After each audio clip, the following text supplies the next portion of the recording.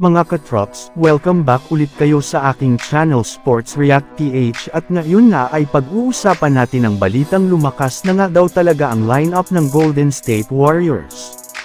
Pag-uusapan na rin nga natin ngayon dito sa ating panibagong video ang pinakahuling inilabas na blockbuster trade para sa Los Angeles Lakers.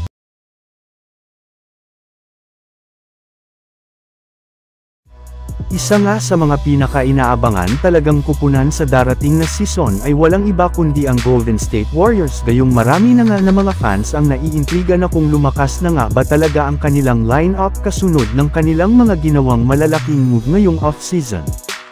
Kung inyong ang matatandaan, isa nga ang Warriors sa mga naging busy sa pagkuha ng mga bagong players.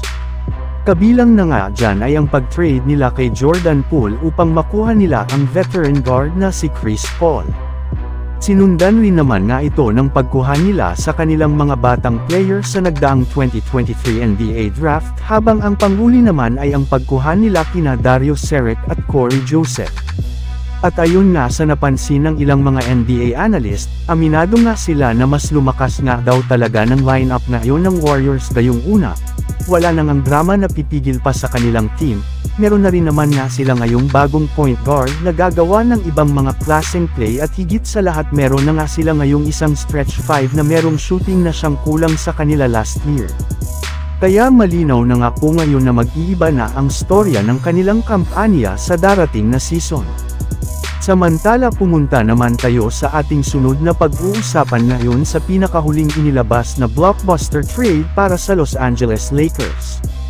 Hindi peren nga talaga mga katrops, humahento ang sunod-sunod na pagsisilabasan ng mga trade rumors patungkol sa Lakers ngayong araw nga ay meron na naman nga lumabas na balita na may pag-asa nga daw pong makuha ng Los Angeles Lakers ang center ng Memphis Grizzlies na si Steven Adams sa pamamagitan ng isang blockbuster trade.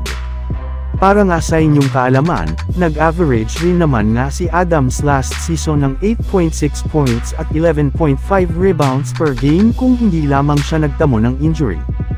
Pero syempre bago pa man nga siya makuha ng Los Angeles Lakers ay kailangan muna nga nilang i-offer sa Memphis Grizzlies ang kanilang mga players na sina Jared Vanderbilt, Taurean Prince at si Cam Reddish. Pero kung kayo mga katrops, ang tatanungin, payag ba kayo sa trade na ito? E-comment nyo lamang sa baba ang inyong opinyon at babasahin natin iyan isa-isa. And speaking of Lakers mga katrops, inanunsyo na nga po ng kanilang kupunan at ni Vanessa Bryant na official na nga daw po nilang ipapakita sa publiko ang statue ng namayapang si Kobe Bryant sa darating na February 8, 2024 sa labas ng Crypto.com Arena. Bali, alam naman nga po ninyo na nakikila nga ang Crypto.com Arena bilang lugar na binuo ni Kobe Bryant, kaya ipapakita na nga daw po nila ang statue nito upang sa ganon ay maitatak na ng tuluyan ang legacy na iniwan nito sa Los Angeles. So yun lang nga mga katrops ang handog ko sa inyong storya ngayong araw. Sana nag-enjoy kayo. Please like and subscribe my YouTube channel Sports React PH para sa iba pang storya at update patungkol sa NBA. Kita-kits muli sa ating susunod na video.